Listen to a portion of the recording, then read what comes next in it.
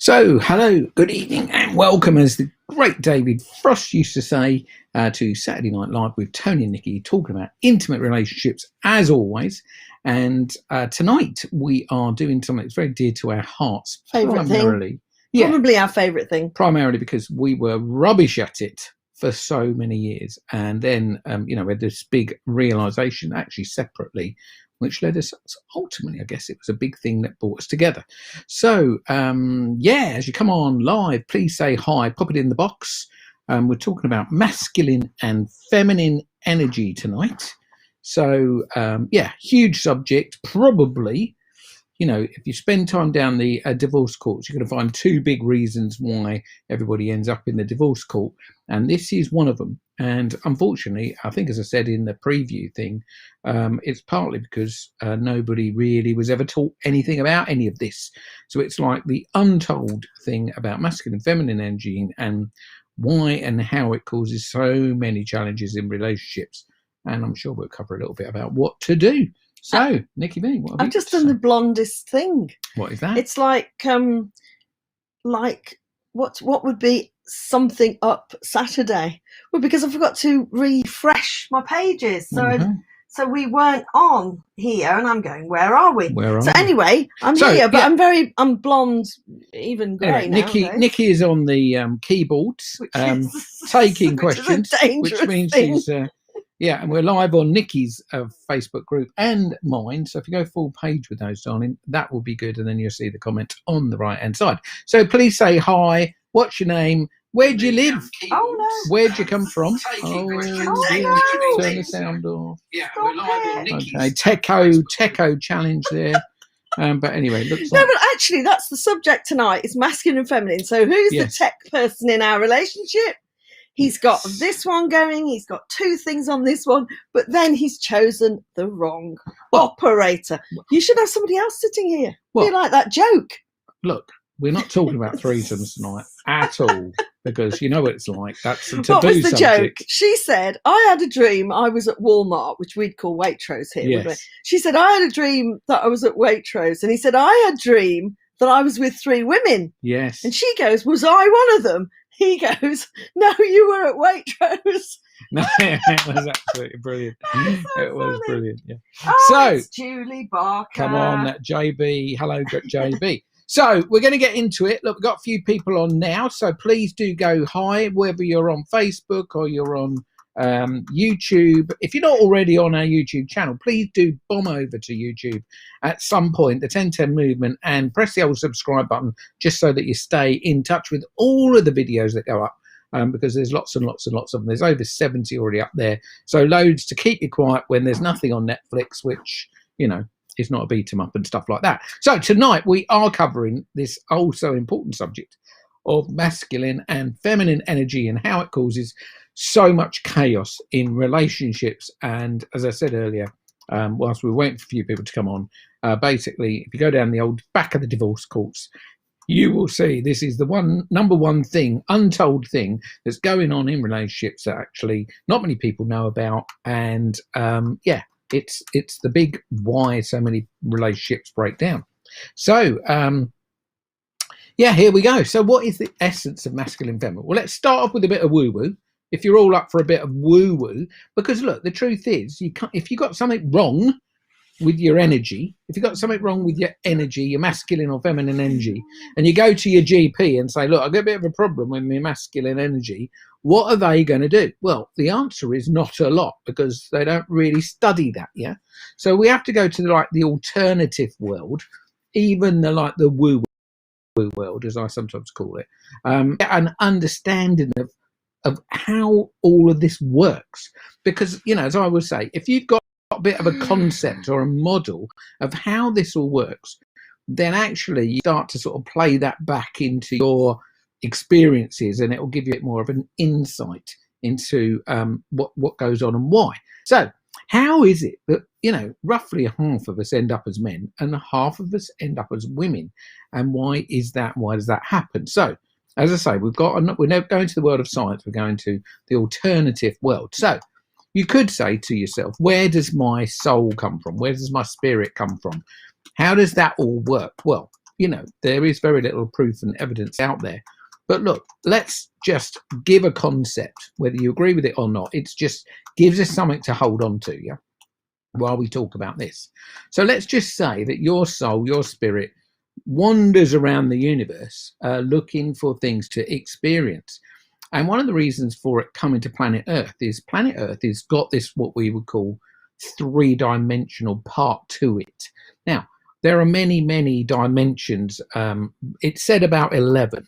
But the human being has got access to only 5 of those dimensions. So anything beyond the 5, you're in the spirit world, and you can't come to planet Earth. So what happens is these things are like vibrational as well. So let's just go. There are 11 different vibrational dimensions where all life in the universe lives, and we reside in the bottom 4. So your spirit, your soul, resides much higher up than that. And then, look, obviously it's, people, well, spirit, souls are roaming around looking for experiences. So one of the experiences that it wants to have is an experience of the lower dimensions. And planet Earth is one of those places it can come. And what it has to do is it has to lower its frequency to take embodiment into a body. Now, one thing about your spirit is it's like it's androgynous, so it hasn't got male and female energy. It just doesn't have that. So when it comes down through the ethers and ends up, like for example, when you're in your mum's tummy, where does your spirit bit come from? Like, we know how the mechanics work, but where does your spirit come? Well, there's lots of talk about this, and I'd encourage you to go and have a dig around. As I say, I'm giving you a concept here that just is useful to have. So, question. Yeah. So, are you suggesting here, because I've never heard you say this before? Yes.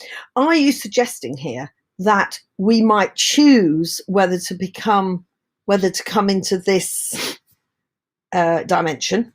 Yes. Earth, body, yes, as a man or a woman in masculine or in feminine energy, so that we have the lesson? Is that what you're? Yeah. So look, we're going to go deeper if I answer that question. But look, let's just say there's sort of like soul. I just wondered what you meant by what the spirit. What's the relevance of the spirit? Well, the relevance of the spirit is that it doesn't have, it's androgynous, so it's not male or female. And then choose. When it comes down to have a life on planet Earth, we have to go one way or the other. We can't, we've got both energies, but we have to have genitalia, I think they call it. Is that the posh word for it? Anyway, you're on dangerous grounds here. It's the 2 P's. Understand what are the 2 P's? Anybody know what the 2 P's are? One's got to be penis then. Yes. What? Don't get me started on. Look, you're the dyslexic one. What's the other P then? What do you think? I don't know. Is this some sort of sex test? Well, could be. No. So what are the 2 P's? Come on. Nicki's got one of them, but she doesn't know the other one. Anyway, there we go. No, but genitalia is your bits. Yes. As my mother would call them. And you are going to end up with one set or the other. Now, you do get... Sorry, I'm gone completely.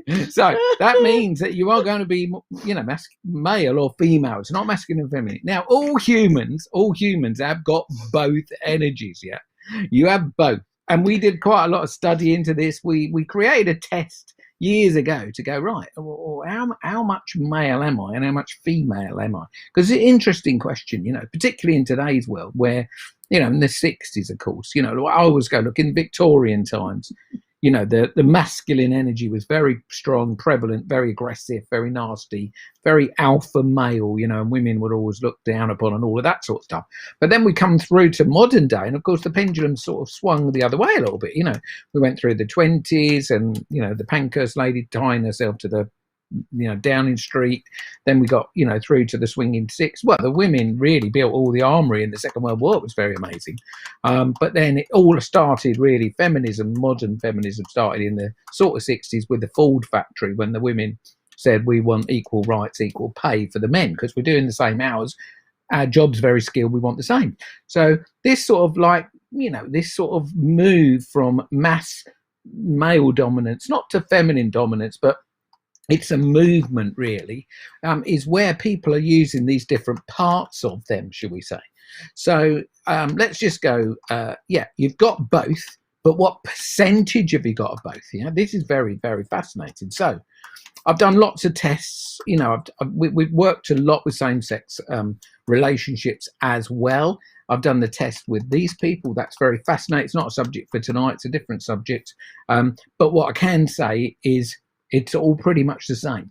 It's all pretty much the same. Even in same sex, you've got two people with male and female energy. So genitalia. Yeah. So anyway, let's come back to how masculine and feminine energy works as a percentage. So anyway, in the end, we stopped doing the test because we tested so many people, and even the same-sex people came out with the same sort of scores. There was a bit of a boundary, but most of the men that took the test, they came out at around, the average was about 70% masculine energy, 30% feminine energy, and the women that we tested were almost totally the opposite. It was 70% feminine and 70% feminine, yeah, and 30% masculine.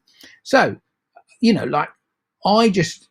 we know, because we've done this so many times, that actually what you're looking for in the ideal relationship is a marrying up of these two energies. So somebody that's a man that's 70-30 and a woman that's 70-30 fit together really quite nicely in terms of their male-female energy. So remember that when we're coming down and our soul takes part of in this body, because look, there are some people that say you are not a body with a soul, you are a soul with a body. So that's quite interesting, and this body has got the opportunity to experience what we would call duality. So duality, polarity. So we've got positive, on a battery. I always go to batteries because I love the battery analogy. You've got a plus at one end and a minus at the other, and we sort of call this positive and negative, but this is how polarity works. It's how masculine and feminine works. We've got both, and if you've got batteries, you need to put them in the torch the right way round, otherwise the light doesn't light up. And there are 4 ways to put the batteries in the torch, and only one way to put them in where the light lights up. You flick the switch and the light comes on. So I believe that's a sort of analogy for how masculine feminine relationships in the current day and age, well, certainly in our lifetime, have sort of drifted, and we've got tons and tons of people with the batteries in the wrong way round and their light's gone out. So that's like people come to us all the time, well, where's the passion gone in our relationship? There's no intimacy, and then of course we start to drift apart.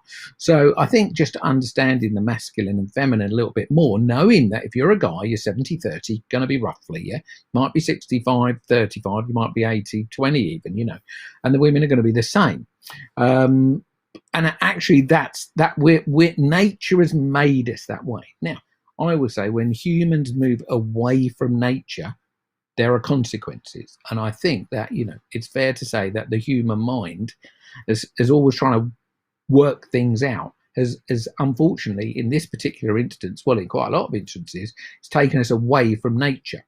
And as we move away from nature, there are consequences to that. And the consequences are that we've got a lot of men now operating more from their feminine energy and a lot of women operating more from their masculine energy. Now that then puts them out of kilter. So like the batteries are in the wrong way round then, that is proven to be a massive problem. So anyway, if you've got any questions about any of this, and hey, it might be testing your brain. I always say no one taught us any of this at school, so you might be hearing this for the very first time, and you may not agree with it, and that's all good. Let's not worry about whether we agree with it or not. The point is, you have to ask yourself, on a scale of 0 to 10, how well is my relationship going at the moment? 10 is we're firing on all cylinders. We're absolutely happy. Our intimate life's great. We're very, very connected. And if you were a 0, you go, my God, we're totally disconnected. And intimacy is a thing of the past. Now, maybe hopefully you're not a 0, but you might be somewhere in the middle. And then what we would encourage you to do is to look at, well, okay, what does all this masculine and feminine stuff mean, and how can I learn about that for me? Because look, we both knew absolutely zilcho about this, but we definitely were ending up in relationships where we were getting this out of kilter. And when this is out of kilter, it causes massive disconnection to the point where, relationships break up. And that's obviously, look, something put you together in the first place. We don't want some lack of education to be the thing that breaks us up and sends us apart. And look, the big challenge, and I know I'm talking a lot. My wife is staying very quiet because she's in charge of the keyboard. Nothing. It's worked really well, actually, giving her the keyboard, isn't it? But anyway, we don't want I'll get my own back, don't worry. Our relationship breaking down because of the lack of an education, I thought you were going to say, I don't want our relationship breaking down because she couldn't get a word in edgeways. Is that what it was? It just reminds me, and I'm going to tell the story. It just reminds me of some of the new people on. By the way, for some reason, all my comments are coming up here, but none of the other comments are coming. They're all coming on your. Yeah, I think it can only handle one lot of comments, but let's not get technical. No, but what I mean is all the people's comments are not coming up on here, so you can't see them, right? Okay. Okay. I pressed a button. Yeah, that was not good. No. Okay. So I'm now going to leave the tech alone for a minute and actually speak. Just talk. Which is, I've never stayed. Have you got any questions that for we that could longer? Ask? Because I like to have a bit of interaction, Yes. Well, you've already asked one question, which I heard you ask. Yeah. Well, first of all, what's the other P? Tony said genitalia. And he went, that's the right word, isn't it? And I said, yes. And he went, it's the two P's, which clearly may not be a P, but anyway. And I said, the first P is penis. And he went, yes. And I went, what's the other P? And he wouldn't tell me. So if you can think of another P that's associated with genitalia, there's your first question. Now, the second question that Tony asked, which he glossed over very quickly, was, I think the point you were making, I believe the point you were making, to correct me if I'm wrong, is that when you talked about the fact that we come here, we're predominantly, because of our gender, predominantly masculine or feminine, but we do have the opposite energy as well. Mostly, by the way, I don't know whether you said this, but for our fight or flight. So woman, emergency energy. Emergency energy. A woman has masculine energy. A man has feminine energy. But actually, you then asked, on a scale of 0 to 10, favourite question of the V's, on a scale of 0 to 10, 0 being your relationship is really struggling, you're disconnected, you're probably intimately not very well connected, and things are not good, and you're, thinking about, not being in that relationship, or you're going, how great would it be if I wasn't in that relationship? If 0 is all that, and 10 is, this relationship meets all my needs and it's absolutely great. And if those of you who have watched other videos will go, a 10 is like it's a level 1 and we meet each other's needs brilliantly. What number are you at? So tell us what number your relationship's at and pop that in the feed, and I'll get to it once I stop talking. Actually, now, just so you know, because I know a lot of people might want to not put that on Facebook or on YouTube. But just so you know, in the YouTube channel, there is 3 relationship videos which you might find useful if indeed you've got a bit of a low score, but you're not really wanting to share that. But actually, there's a couple of videos there which are really good for this, where you can go, do you know what? Let's put some time and effort into our relationship together, and find out what the hell is going on if indeed our score's a bit low. So, if you don't want to, blurt all over Facebook that your relationship's struggling a little bit. Oh yeah. Get into YouTube on the 1010 movement, and you'll find those videos there. Fantastic. And we have got a question come in, so I'll come to that any second now, Sophie. Right. So all I was going to say was, if whatever your score is, whether it's right down there at the very low or it's right up higher, the difference between whether you're living in your core gender energy as a woman in your feminine and as a man in your masculine will be a very, very big part of what that number is. And that's the sort of first point I'd really like to make. Now, what Sophie's saying is she said, I'd say I'm more masculine at work. However, at home, I'm definitely softer and more vulnerable. Cool. Very nice. Yeah, very nice. Izzy, we are scoring the relationship from 0 to 10. What number are you at? So would you like me to take that question? Yeah, go for it. Go for it, yeah. So, Sophie, this is a very, very common, this is a very, of all the frequently asked questions that we have, it's this like, well, I've had to be very masculine. This is what women say. I've had to be very masculine at work, and now actually when I'm at home I'm slightly different. Or women are going, well, I have to be very masculine at work, and I find it difficult to switch that off when I get home. So let me start off by saying this, is that as Tony shared a little bit of the history of how we've got to where we were, men were a bit too strong in their masculinity, and women were more suppressed, too strong a word. Yeah. Oppressed. Okay, good word. And then as time got on, we had the sort of more the feminist movement and the pill and all that kind of stuff. And so what tended to happen, especially after the Second World War as well, when a lot of women had worked throughout the war. I mean, without giving you a history lesson, not that I'm a history, not got my history. I got it from The Sound of Music. I mean, most of it. Anyway, when we think about the way that the balance has changed, and quite rightly so, in, women are getting the same money in most cases, blah, blah, blah, blah. But when we look at women being brought up, now this is a contentious thing, so let me pre-frame that. Women have been brought up to go, well, I can do whatever a man can do, and why shouldn't I? Quite rightly. But the problem is the relationships sometimes suffer by women behaving more masculine, which is what Sophie's saying. She's saying, look, I'm more masculine at work because work is a more task-orientated part of your life. And then Sophie's saying, and then I'm different at home. I'm softer and more vulnerable, or more feminine. More vulnerable, she said, which is a great word for femininity.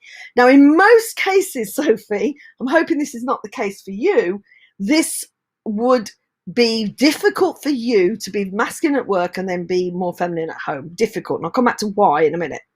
But actually, what most people have is they have this, tendency, women are perhaps who are being more in their masculine, have this tendency to bring that home, and therefore it affects the relationship quite badly. Now, it is one of those catch-22, or chicken and egg is probably a better, it's just probably a better analogy, although that would make the man the chicken and the woman the egg. I don't know. Anyway, it's a chicken and egg situation. I did just see that very funny joke, actually, which is... What was that? Tell us one of your dad jokes. So it was a woman interviewing another woman for a job. And the woman who was doing the woman that was doing the interview said to the woman who was, looking to get the job, she said, look, we're looking for somebody to take the job of two men. So the woman that was the applicant said, oh, so you're only looking for someone part-time then? That was so funny. I loved it. Yeah. So back to that. Let me just give you some quick distinctions about this. I have heard women say, for now all the time we've been talking about masculine and feminine, I had to be masculine at work. Now, I'm just going to say, I'm not going to go into a long story. I was in a very male-dominated industry in the 80s and the 90s. I was very, very masculine. I had a bit of I was known for like my strong masculine tendencies. I had a little bit of a strap line, which was, like a tagline, which was don't fuck with me because you'll lose. And, that was very, very masculine. Now, because, and what I realise now, Sophie, and any other woman who's hearing this, and it might explain things to men as well, is that actually when we go into that masculine energy, without getting too much detail, we tend to go into more of an adrenalized state. That's because it's not our most dominant energy. What do you call it? It's not a natural state. It's not our natural state, but you call it like it's emergency energy. Yes. Okay. So it's not our normal energy, it's our emergency energy. So that creates adrenaline and other chemicals, but let's not go into too much detail. Creates adrenaline, which is difficult and some say impossible for the woman's body to get rid of. Well, I think it does actually create testosterone. So that the actual sort of way that it's sort of argued is that testosterone, when it builds up in a woman doesn't use it in the same way as a man. So a man sort of actually can utilize it very easily. So as he works and he's doing all his stuff, then he builds testosterone up when he's resting, and then utilizes it while he's working. Now, from a woman's viewpoint, because she's got adrenaline and testosterone, that even if you calm the adrenaline down, which is not easy to do unless you know about it and understand how to do it, testosterone in a woman's body doesn't dissipate it easily at noradrenaline. all. So it means that even though we, I mean, there's one book written by Laura, is it named Laura? Laura Doyle, yeah, where she's a New York journalist, and she described, this is what she did, is that she went to work, she's a journalist, very male dominated environment, and then she sort of said she'd come home and hang up her coat and whatever, and then be feminine when she walked through the door. And look, we're not saying she couldn't do that, didn't do that. Well, we are, in a way. Everything that we've learned about the science of that from the chemistry and hormonal viewpoint implies that that's difficult to do. Yeah. So, the test really is not, how to measure whether you're being masculine or feminine, but it's to test it against your relationship. In other words, how well is our relationship? Once I come home, how well are we doing as a couple? Look, and if you're doing great and you're getting an 8, I would say 8 is great. Got a 9 or a 10, then fantastic. Look, there isn't anything to worry about or anything to do. But can I just say something? Because Sophie is saying, we've been together 22 years. We have a great relationship. So that might be 7, 8, 9, 10. Yeah. And I see the way I am at home is my natural being and self. She said, it's exhausting having the energy to act more masculine sometimes. Now, I've got a couple of things to say here, Sophie, really, really quickly. And this is hopefully really useful to other women too, is that yes, that will be one of the reasons why you're exhausted, because you are using these secondary energies, you are using the testosterone, you are putting those chemicals in your body. So the tiredness, as far as we know, and we're not clinical, but we've had a lot of doctors that we've worked with, and they support this theory massively, that causes you to be tired. So I want to also share something with you that's been a personal experience of mine, which is even though you say we have a great relationship, I guarantee you that if you weren't being in your masculine energy at work, you would be even more your full self and your feminine self at home, and that's going to help the relationship. And secondly, you'll be less tired. And thirdly, I've actually got 3, is when I did this, which I didn't know what we know now. I just knew that was happening, and that me being masculine in my workspace was actually causing me to have poor, intimate relationships, by the way, at work and at home. But when I realized this and made it my absolute important thing for me, for my health, for my relationship, very much important, for my son, for all the reasons, but a lot of it just for going like I'm tired all the time and I'm adrenalized and all that sort of thing, I decided I was going to act feminine at work, which, as it's my true self, Sophie, the same as you, I cannot tell you the difference in what I was able to achieve. I know that's quite a masculine word. What I was able to achieve, how many people I was able to influence, how much the results that I got at work were far, far improved. I had no idea how much it was affecting my ability to manage people and to achieve what I wanted to achieve at work. And so as soon as I realized that the true self, the feminine self, was much more capable again, it's my style of wording, quite masculine in a way, but my feminine self was so much more able to interact with everything and everybody, that the outcomes for everybody and results were phenomenal. So there was so many benefits. There was work was better, much better. There was the tiredness went, and the relationship, and that was when all that had happened, was then I was living in my feminine, and living is a big word, to live in your feminine. And then Tony came and found me.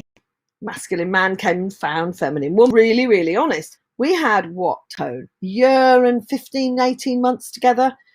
Unbelievable relationship at a 10 out of 10, which our relationship, is most of the time and has been for the last 17 or 18 years. You always teach what you have to learn. That's what I always say.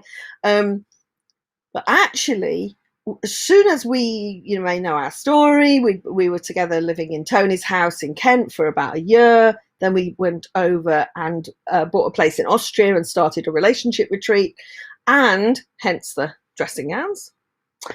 Relationship retreat Austria. And of course, as soon as we got there and we start working in the office together, how should we say? What did we call it when we were? Oh, we ought to talk about that. The two, the gremlin thing. What was her name? Greta, which is my masculine, what do you call it? Persona.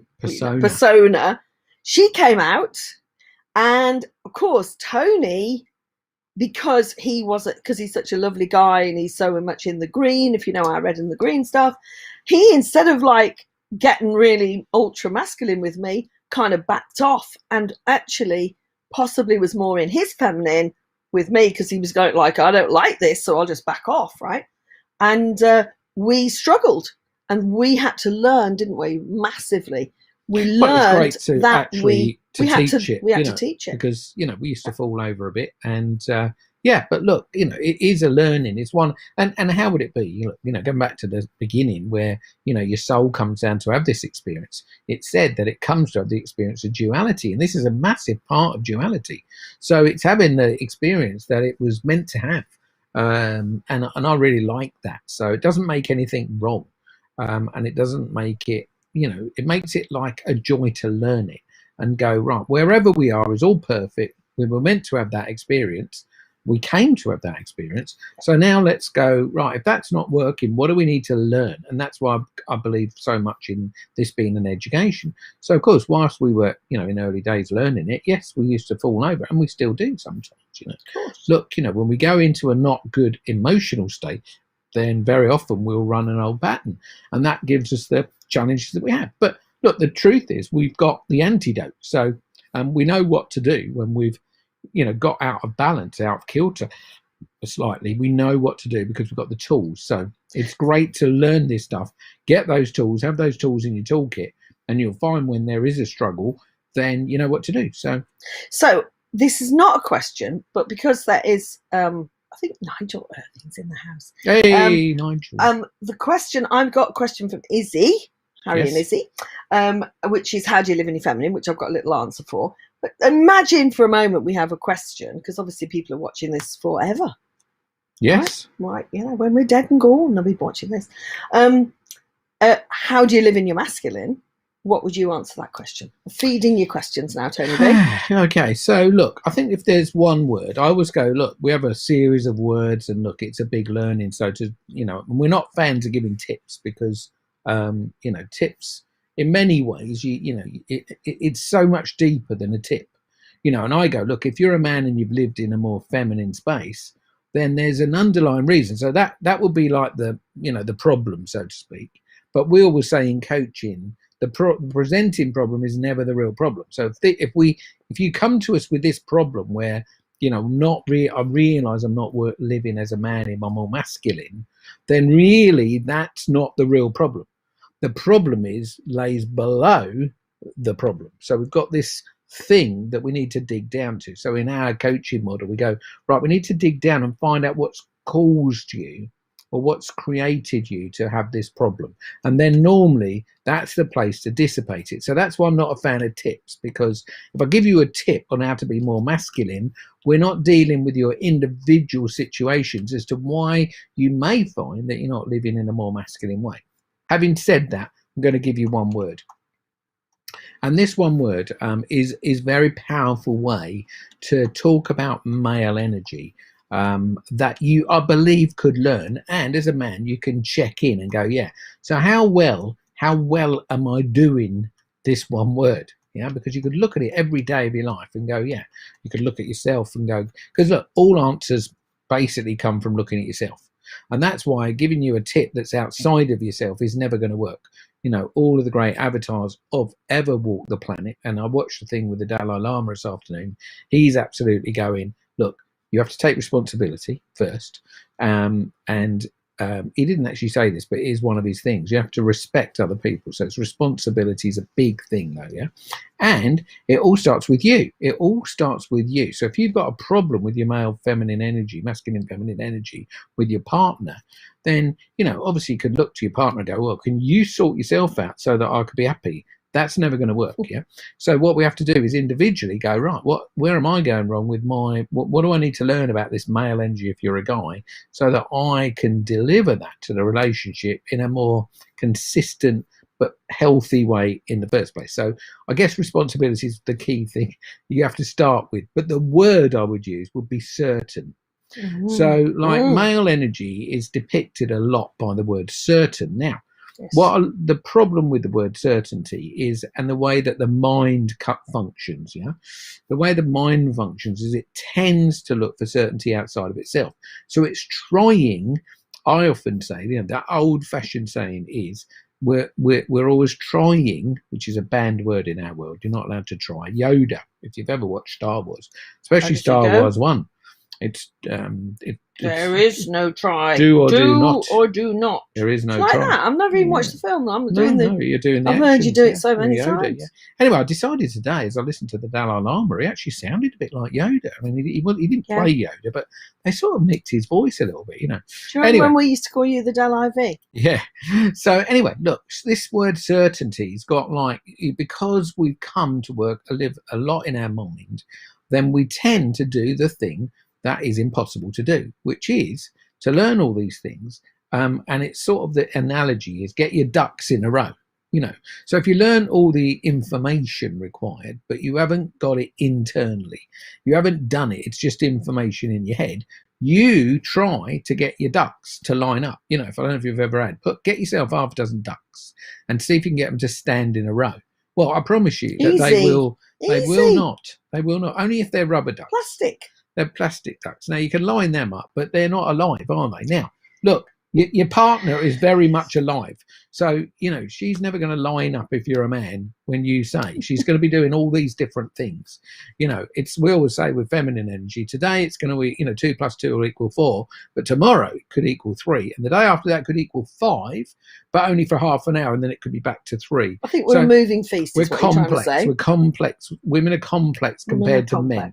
Like so that. Men are very logical, and getting these ducks lined up sounds like a logical idea, but hold on a minute. Well, it's like we're not dealing with plastic ducks. Information, it's like education without doing it. If it's not experiential, your word that is, then it's useless. So what we have to do is we have to look inside and go, right, what does certainty inside me look like? Because if outside it's informational and trying to get ducks lined up in a row, which is all never going to work, what I need to do is get certain in myself. Now, the way to get certain in yourself, the way I always say it is that men don't do well, or humans generally, it's not just men, don't do well because we're in the head trying to get our ducks lined up. We are trying to get the future to be the way we want it to be. And the truth is that is pretty much a waste of time, because look, that is trying to get your ducks lined up. It's very, very difficult for you to control things, but particularly difficult to control the future because it hasn't happened yet. But we try to do that. So knowing, once you know that's pretty impossible, you perhaps, most people keep trying. We did that last week. I think it was an Einstein thing. It's the first sign of insanity is doing the same thing over and over again and expecting to get a different result. So without a new education, really understand it, it's not going to work. So if we keep being external and trying to fix the world, trying to control our partner, trying to control the world so everything's nice and calm, it's never going to last. It's going to go up and down. One day the sea will be very calm and the next day it'll be like a tempest, Anyway, so my word certainty, what it means from a man, so this is my thing that you need to look at, is to go, right, okay, certainty in myself is being able to step into the unknown or live in the moment where you don't actually know what's going to happen next, but you are certain in yourself that no matter what does happen, you will be able to deal with it. Yes. Now that is good, solid male energy. So I think that. So shall I say that again? Because it's very powerful. But let me pop it, but definitely say it again. Is that notice, guys, is that if you are not certain in yourself, you're more likely to have problems with the women who are a moving feast. Yes, definitely. So because this is we're where, looking for that. but women are looking for certainty in their man. So just think of, ancient men, so we always go to caveman times. We had these particular roles. The male, was the hunter protector, and the female was really the nurturer gatherer. The person that had the babies, looked after the babies, that sort of thing. So we had these roles that in these 21st century, these have got very mixed up and a bit confused. But inside of us, we can't do it obviously on a live video like this, but we created this exercise, which is a load of fun, which when we've got lots of people, if you're ever with us, we'll do it with you. Ask us to do it, and you'll get a real sense that inside of you there is this male energy if you're a man, and a feminine energy if you're a woman, that maybe you've not really connected with, because we're living so much in our head. We've sort of lost this old ancient part of us, but it's still operating unconsciously in us. Now, if women are looking for certainty and the man doesn't supply that certainty in himself, then what women tend to do is get certain in themselves. They go, right, well, if I can't trust you to do it, trust is a big word. If I can't trust you to do it, I'll do it myself. Because that way I know it's going to get done, and I know it's going to get done when I need it done, and I know it's going to get done how I want it to be done. And this is what causes, that's then the woman taking the more certain role, should we say, yeah? So, and that's what starts to cause the polarity to diminish a little bit, yeah?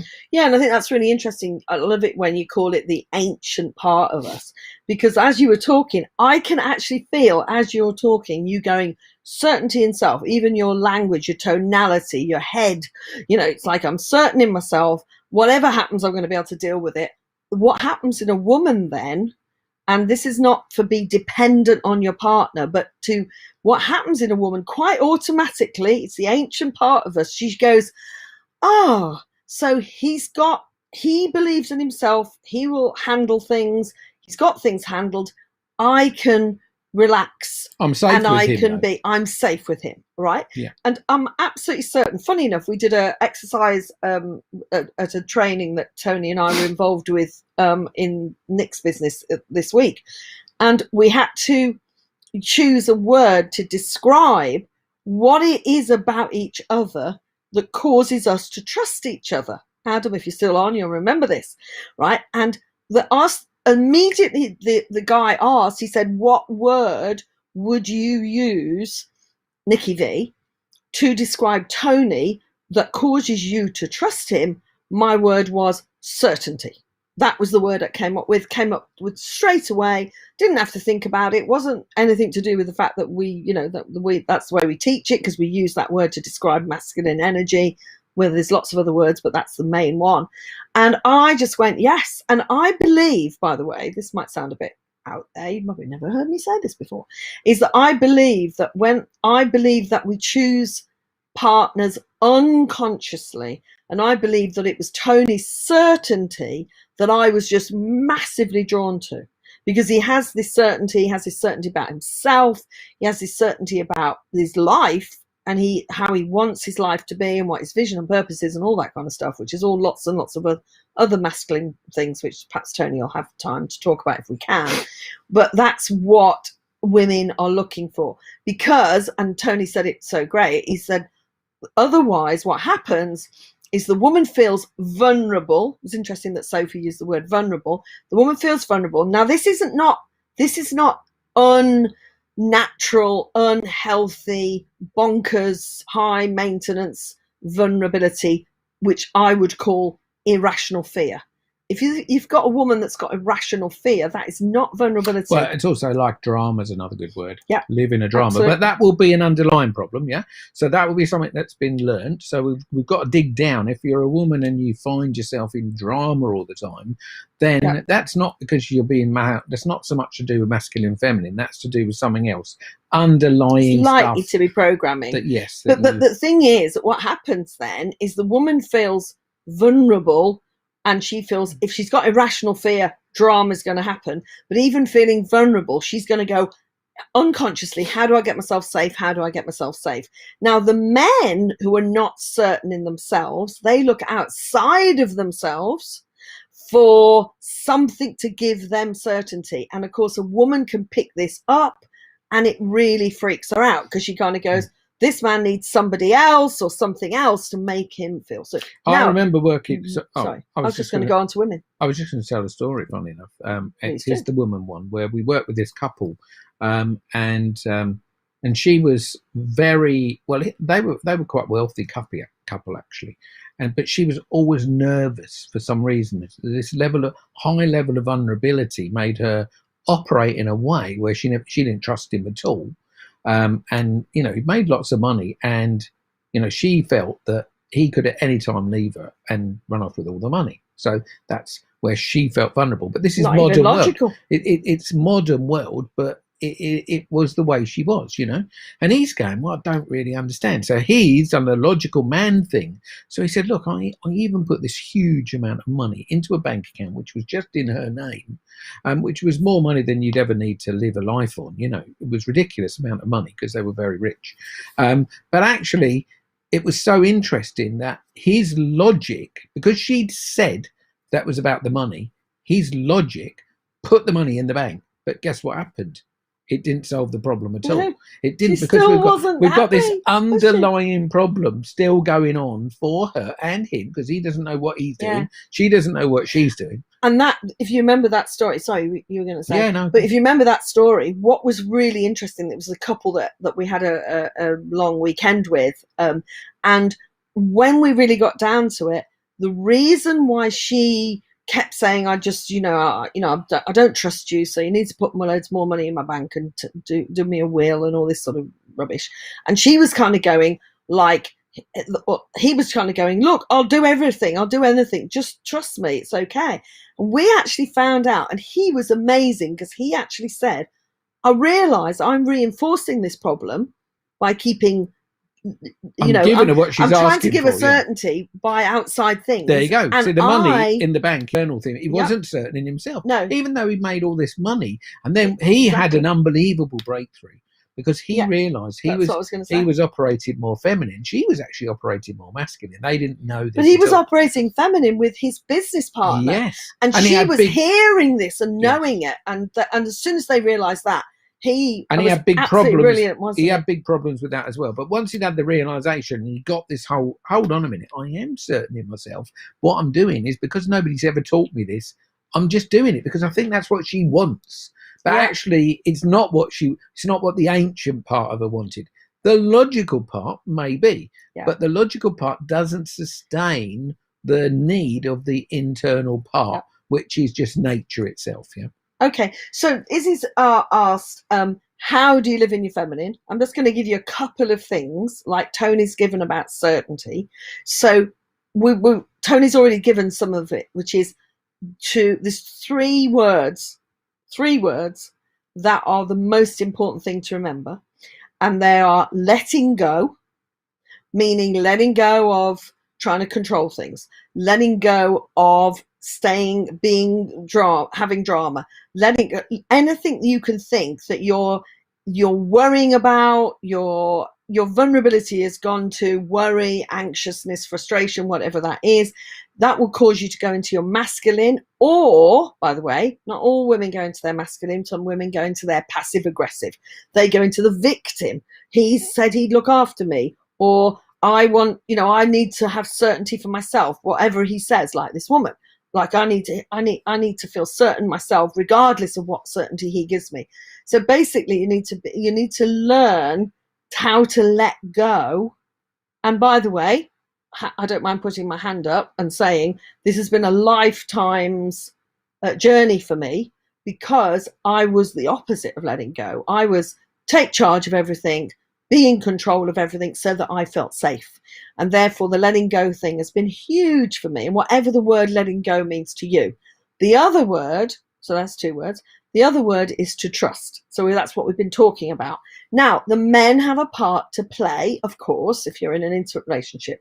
But a lot of women will say to me, regardless of whether they're in an intimate relationship or not, they'll go, well, how do I learn to trust?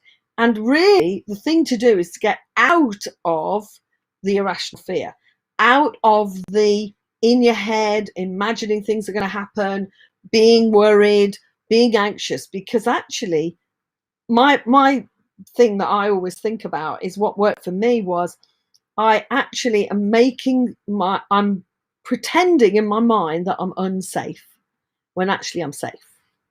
And I think the thing is, the safety comes in lots of ways.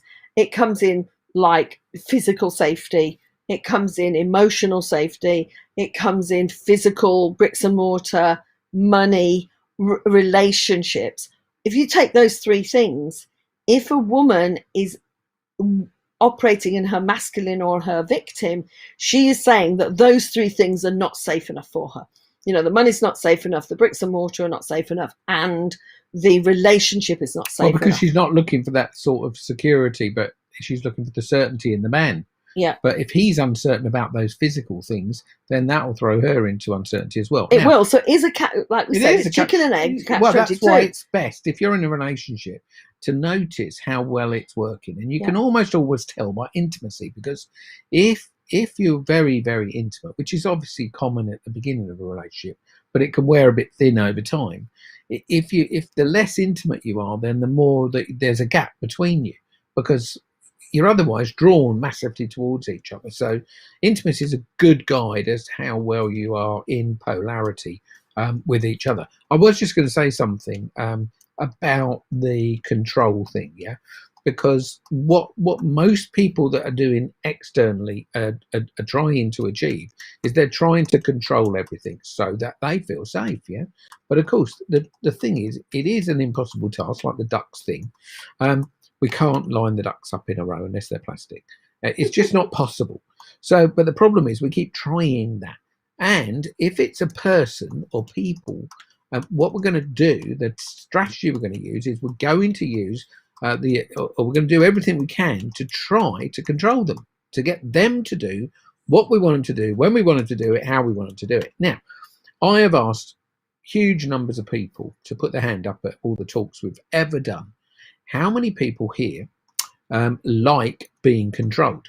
So how many people do you reckon put their hand up? Well, I can tell you, no one's ever put their hand up. No, people don't like being controlled.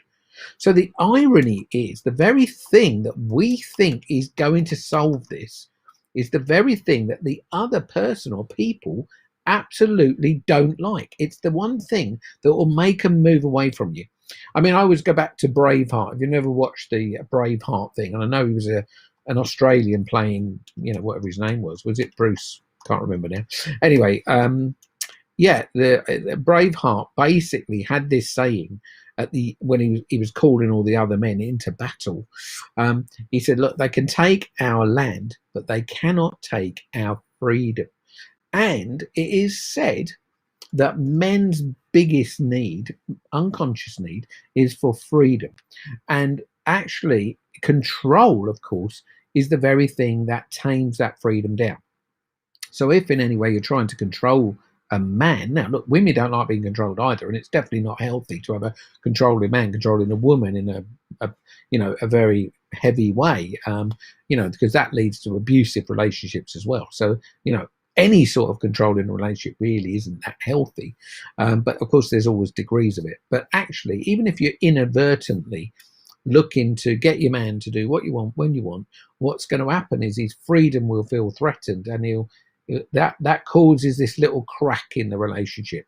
And if you keep doing it without realizing you're doing it, slowly, then your intimacy will drift away. So just a bit of a highlighter pen on the fact that if we do try and control our man externally, we are likely to either demasculate him, and that may mean you'll end up in a relationship with a woman will end up in a relationship with a demasculized man, which means he's gone into his feminine, and of course then there's no polarity. So now we end up in that, what we described in one of the other chats we did.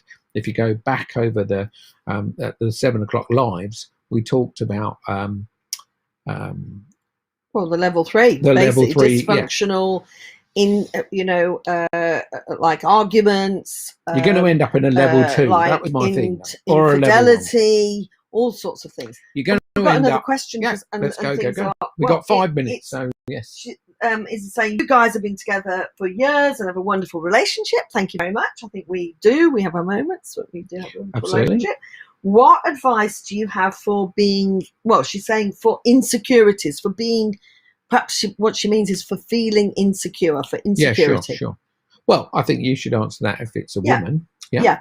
I think there's a balance to be had. I think, and it's a bit like the difference between a woman that goes into masculine, which we talk quite a lot about, be feeling insecure or having insecurities about the relationship, which I think is what you're saying, Izzy. If I'm wrong, tell me.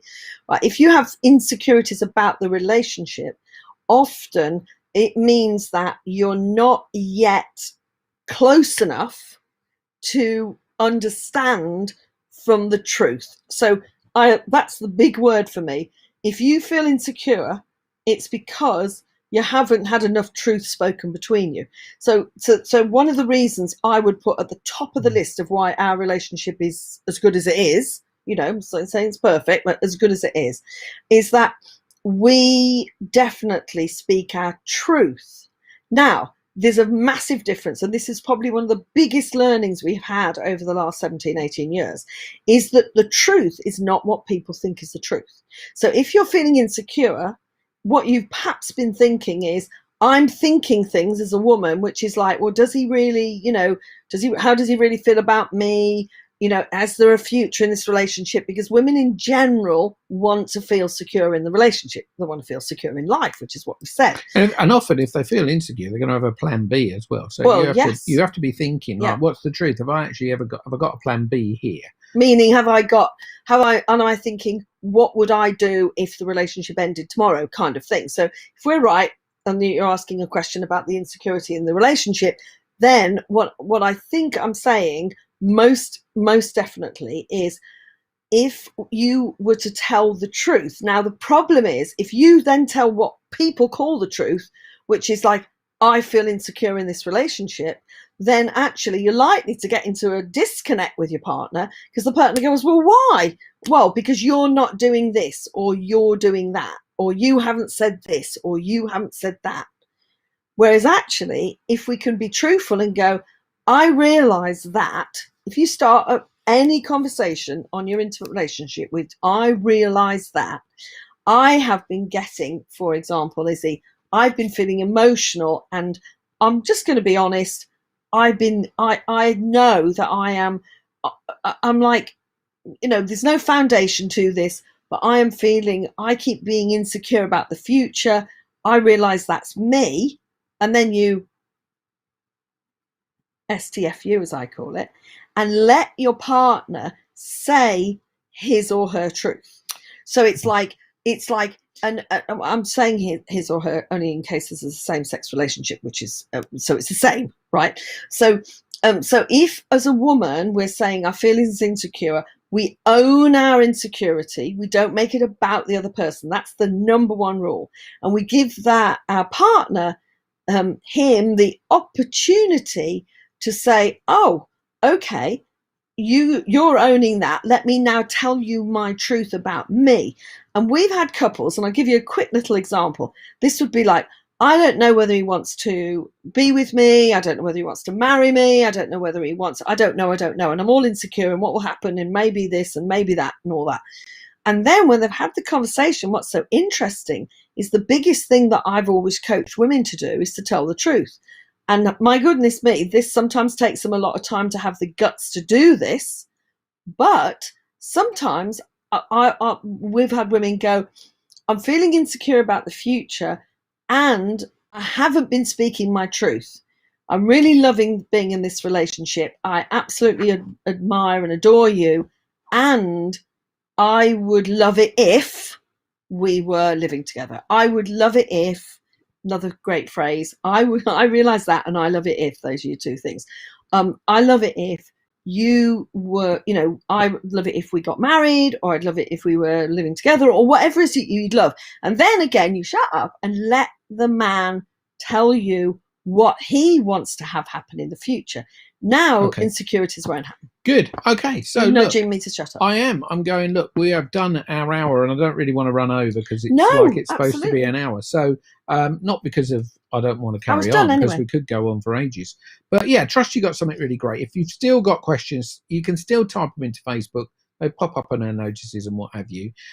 Don't forget, as I said earlier, on our YouTube channel, you will find 3 relationship videos. There's one of a guy there called Frank sharing what happened when he did the exercise with his amazing girlfriend called Anya, and they did this whole sharing of the truth. So I encourage you to go over, have a look at that, do that with your Harry, and I think you will absolutely love it. So that's it, really. The truth will set you free. Indeed, indeed. So questions, anything in the box, we'll answer it throughout the week or whenever, and we'll be back next Saturday, 7 p.m. on the dot to with another subject in intimate relationships. Please do also, if you've got something great out of this, share it with your friends. Tell them about Saturday Night Live, 7 o'clock. We'd really appreciate that. And if you are on YouTube, don't forget to hit the subscription button and the notification bell so that you stay up to date with what's happening. Thank you for all your questions. Yes, great. Brilliant. Thank you for joining in. Really appreciate it. We'll see you next Saturday. Bye for now.